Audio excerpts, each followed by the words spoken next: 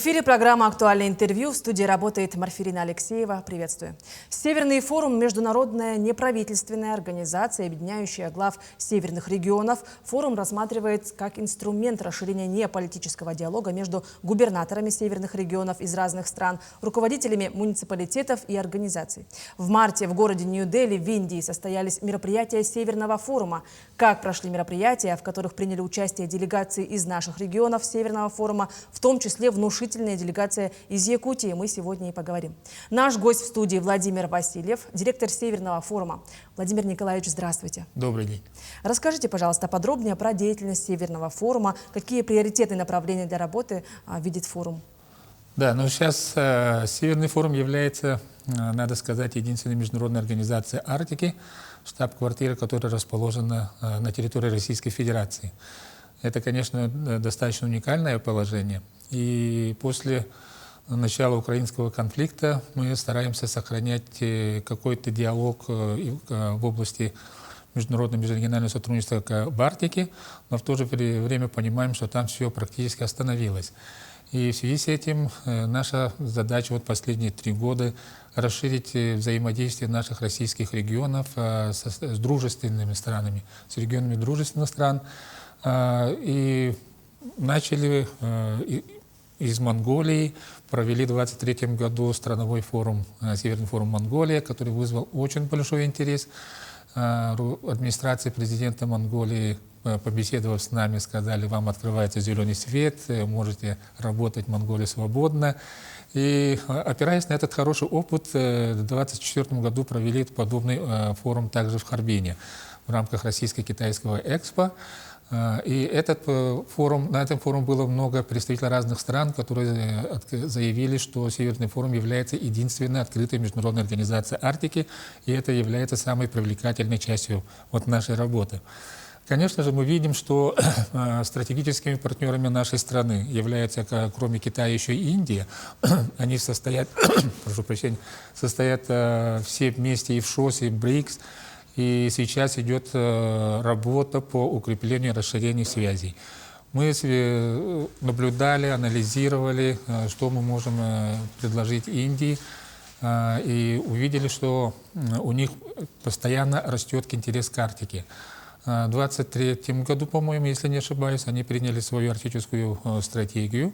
И надо сказать, что Индия также является страной-наблюдателем в Арктическом совете. А мы, как Северный форум, организация наблюдатель Арктического совета. То есть наблюдателем мы имеем право и возможности налаживать и развивать сотрудничество. То есть через такое взаимодействие Северный форум способствует сохранять и расширять взаимодействие России с разными странами, создает новые возможности и площадки для наших регионов-членов Северного форума. Ну и, конечно, опираясь на такой хороший опыт, выходим также и на глобальный уровень. Являемся наблюдателем также рамочной конвенции ООН по изменению климата. Все мы знаем, что вопросы изменения климата сейчас в самой горячей повестке дня на всей планете. В Арктике изменения климата идут намного быстрее, чем в остальной части мира, и это вызывает огромный интерес у всех стран. И, пользуясь этим, в прошлом году в Баку на 29-й конференции ООН по климату при поддержке фонда Андрея Мельниченко мы создали первый арктический павильон, где провели 45 сессий, инициаторами которых выступали эксперты со всех материков. И это, конечно, вызвало тоже очень хороший отклик и показало, какую значимую роль может играть Северный форум в расширении и укреплении международных связей для наших регионов, и, соответственно, повышается интерес к присоединению к организации, присоединению к масштабному международному межрегиональному сотрудничеству. Примерно так. Ну и, конечно, укрепляем структуры.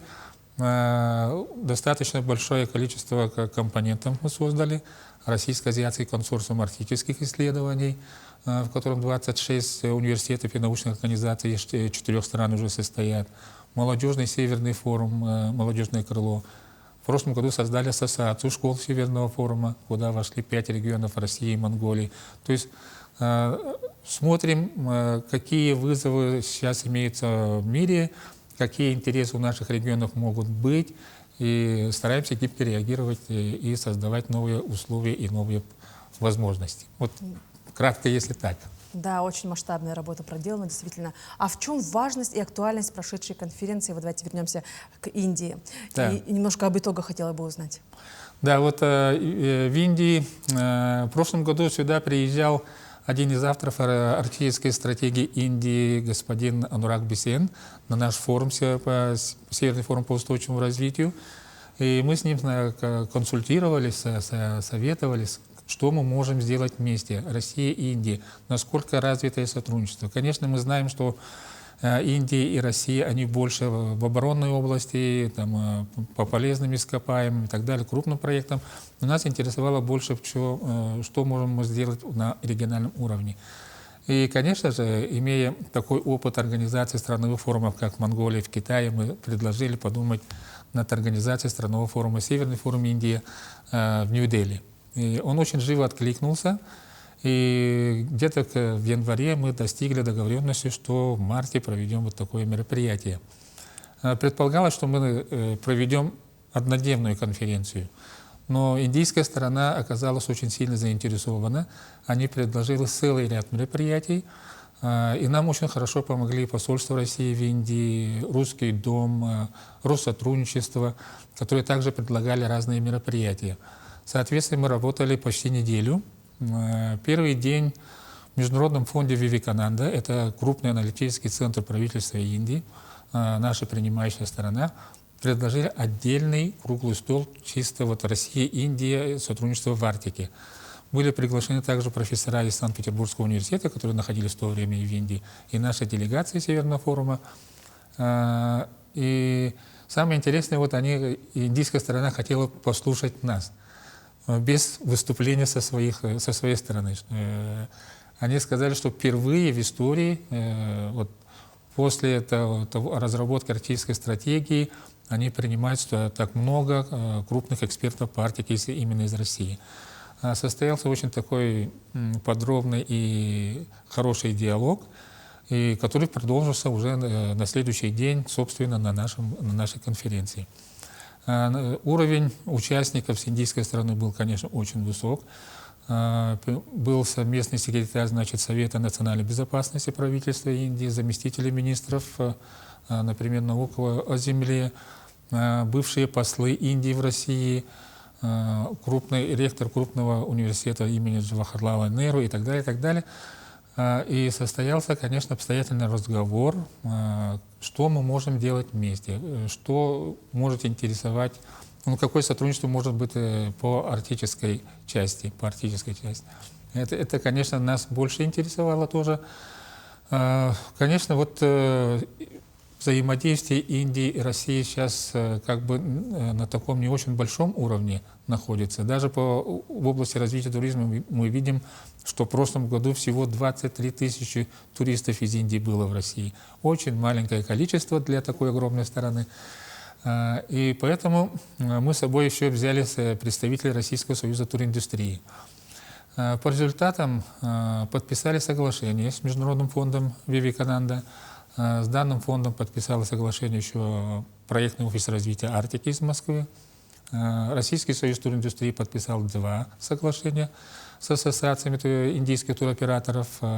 И плюс к нам проявил интерес группа институтов инженерии, технологий, инноваций, которые включают сразу несколько учреждений, там, в том числе инженерный колледж Индирпрашта, где мы были. С ними также подписали по области подготовки кадров, развития науки, образования и так далее. То есть сейчас уже создана некоторая основа для реализации конкретных шагов по укреплению взаимодействия.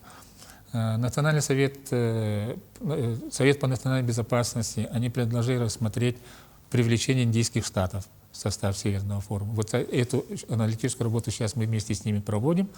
Посмотрим, какие регионы могут войти в наш состав и над чем мы будем дальше работать. То есть результаты очень-очень неплохие, обнадеживающие. И в ближайшее время, я думаю, наши регионы будут больше узнавать о Индии, больше принимать индийских гостей, ездить к ним и обмениваться опытом.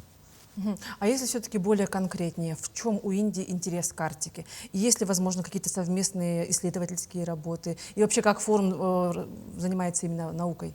Да, вот, ну, у нас есть Российско-Азиатский консорциум арктических исследований, как я уже сказал.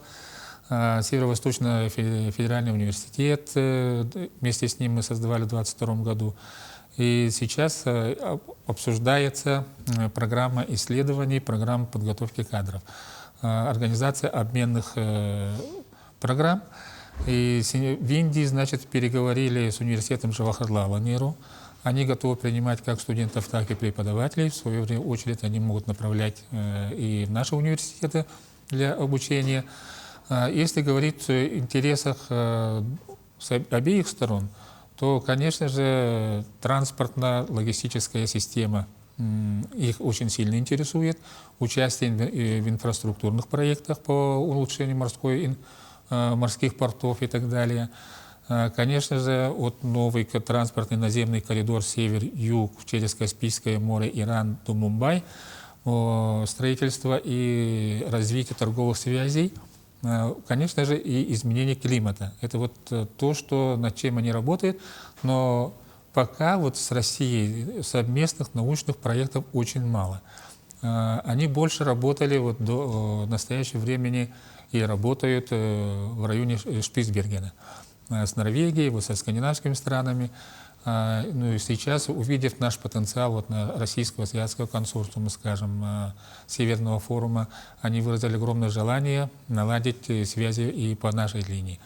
И здесь мы смотрим, сейчас будем смотреть, какие специальности. Ну, в первую очередь, конечно же, это мониторинг атмосферных газов в арктической зоне, который сильно влияет на изменение климата, потому что Индия еще страна третьего полюса, где крупные ледники, их таяние напрямую связано с климатом в Арктике, изменением климата в Арктике. Вот эти исследования их очень сильно интересуют. Плюс цифровизация и космические исследования. У них собственная система спутников, и они готовы предоставить России возможности расширения спутникового наблюдения за состоянием окружающей среды в Арктике. И это тоже может быть очень полезным направлением для развития научных исследований. Ну и, конечно, коренные народы. У нас 40 коренных народов живет в арктической зоне. У них достаточно много тоже малых народностей. Есть очень развитая традиционная медицина, которая называется аюрведа. А у нас во время российского председательства Арктического совета много говорили о развитии именно традиционной медицины. То есть вот эти части направления тоже могут быть очень хорошей основой для совместной работы. Но если вот в конце нашей беседы все-таки хотелось бы узнать очень коротко, как сотрудничество России с азиатскими странами по вопросам развития Арктики может помочь взаимодействию внутри БРИКС?